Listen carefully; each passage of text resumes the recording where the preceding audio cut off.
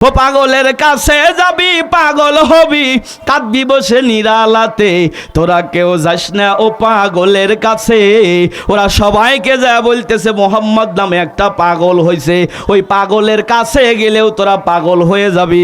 মানুষের একটা স্বভাব হলো নিষেধাজ্ঞা জিনিসের প্রতি মানুষের আগ্রহ।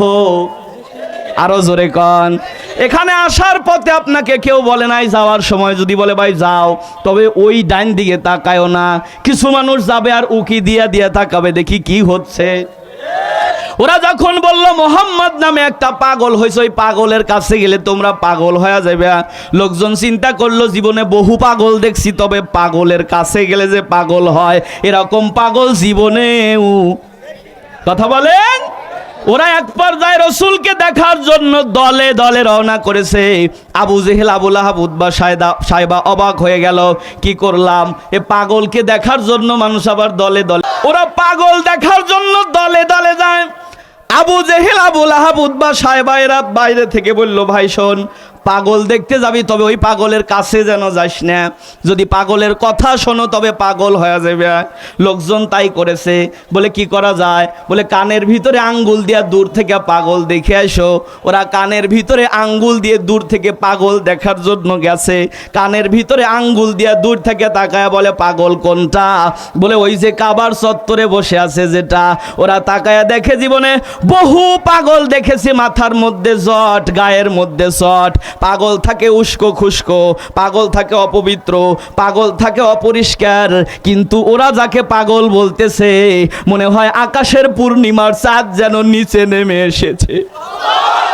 ওরা আরো কাছে যায়, আরো কাছে যায়, আরো কাছে যায়, শুধু পাগল দেখার জন্য।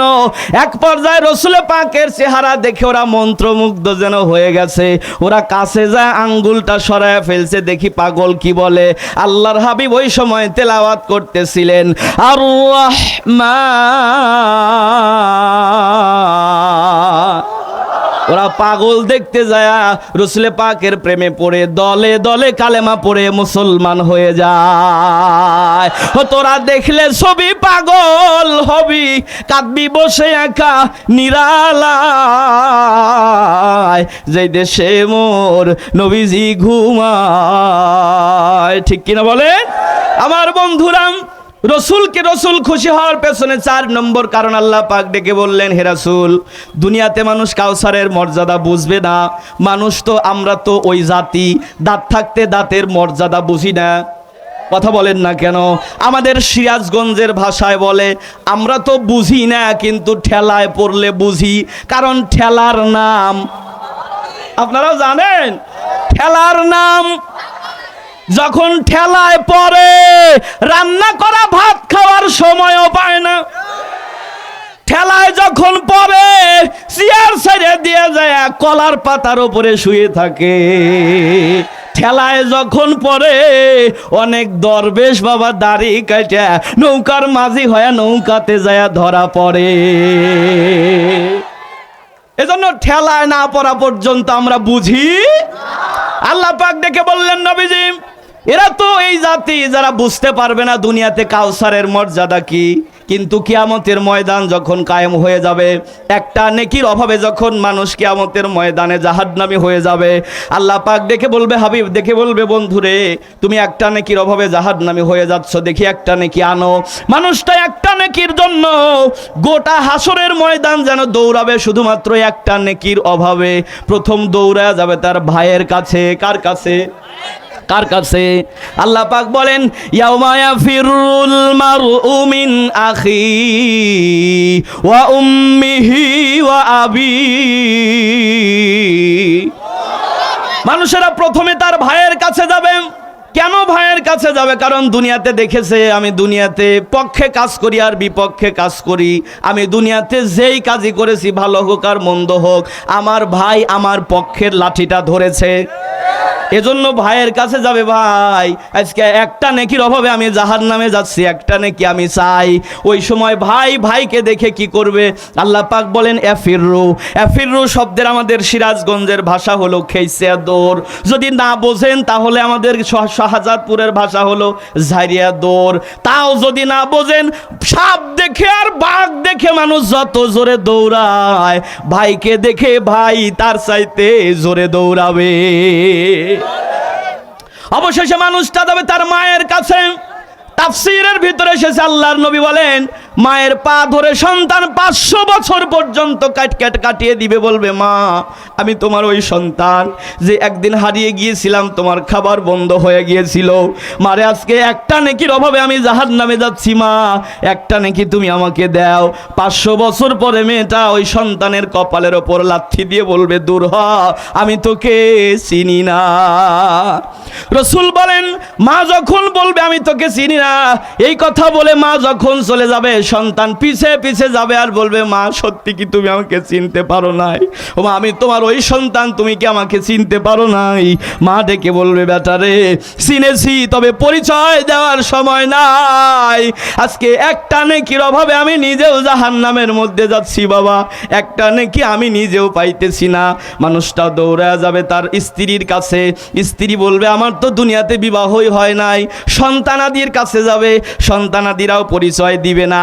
অথচ আমরা ওই সন্তানাদি আর স্ত্রীর জন্য দুনিয়ার হালাল হারাম বাঁচি না, শুধু টাকা টাকা টাকা।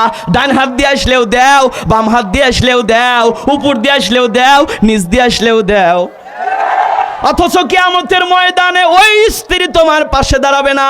কিয়ামতের ময়দান তো সেটা দূরে, দুনিয়াতেই যদি তুমি বিপদে পড়ে যাও, ডাক্তার যদি বলে তুমি ক্যান্সারে আক্রান্ত হয়েছো, স্ত্রী যদি দেখে আমার যৌবন আছে, দেখবে বাপের বাড়ি যাবে আর আসবে না। একজনের স্ত্রী নাকি স্বামী নাকি 12 বছর হলো অসুস্থ, স্ত্রী যায় নামাজ বিছে দোয়া করতেছে, নিয়ে যাও আল্লাহ নিয়ে যাও, এত খেদমত আর সম্ভব না। ঘরের ভিতরে ছিল ছাগল, এই লবণের কইটা মাথার ভিতরে পড়িয়া ওই মহিলার কাছে এসে একটা আওয়াজ দিছে। মহিলা মনে করছে আজরাইলের তো ভিসা লাগে না, পাসপোর্ট লাগে না, মনে হয় চলে আসছে। বলতেছে, ও সোনার আজরাইল, রুগী কিন্তু আমি না, রুগী আছে খাটের উপরে। টাকা পয়সা জমিদারি পাইয়া সুন্দরী নারী, রাখলে না তুমি মুখে দাড়ি, সারলে না সিগারেট বিড়ি এই দুনিয়ায়। আরে খোদার বান্দা, কার প্রেমে করো ধান্দা, একদিন তুমি পড়বে বান্দা আল্লাহরই দরগায়। হাফেজ আলেম পীর মাওলানা কালেমা ছাড়া কেউ পার পাইবে না, এই দুনিয়া আখের ফানা, এই কথাতে মন ভুলাও, আর হবে না মানব জনম, সময় থাকতে কাজ করে লও। তা না, একদল আবার আছে নামাজ নাই রোজা নাই, ডুগি টবলা নিয়ে টাং আমি অপাল হয়ে বসে আছি, ওহে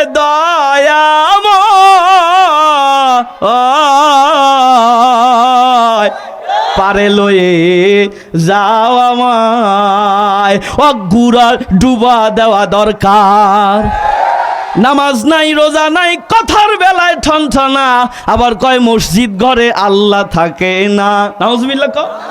যত বাজাও হারমোনিয়াম, যত বাজাও ডুগি তবলা, নামাজ ছাড়া পার পাইবে না, মসজিদ ছাড়া আল্লাহ মেলে না রে, মসজিদ ছাড়া। এই যুবকরা বলতেছে মসজিদ ছাড়া আল্লাহ মেলে না, অথচ এরাই অনেকে আছে এশারের নামাজই পড়ে নাই। এরা শুধু নামাজ পড়ে নাই তাই না, এরা আবার দাবি করে আছে যে আমরা হাউজে কাউসারের দাবিদার, কিয়ামতে যায় পেয়ে যাব, অথচ রসুলের সুন্নাত তার দেহের ভিতরে নাই। এরা চুল কাটতেছে হলো নেইমার আর আর্জেন্টিনারের ওই কাটিং দিয়ে।